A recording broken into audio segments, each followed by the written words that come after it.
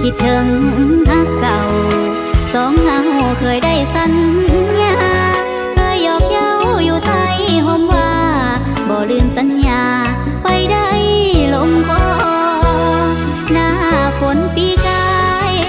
วอดวายน้ำท่วมท้องนาจึงมาห้ำเฮียนเย็บผ้าเพื่อได้เงินตามาซื้อข้าวกิน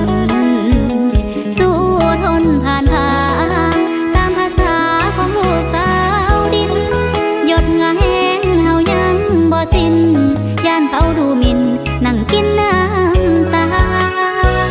เสียงสาวบ้านนาส่งตามลมฟ้าให้ถึงแฟนจงสุขีเด้อพ่อเนื้อแน่นอย่ามีแฟนยามน้องเหินห่างให้ตั้งใจรอ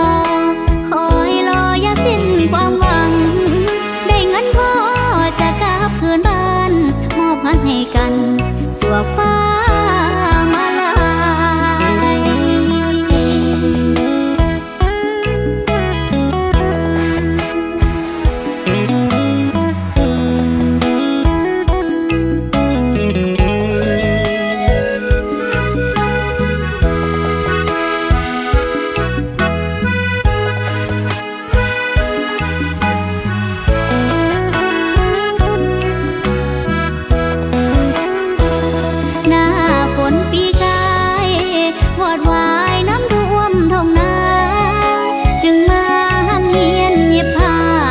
ลาย ได้เงินตามาซื้อข้าวกิน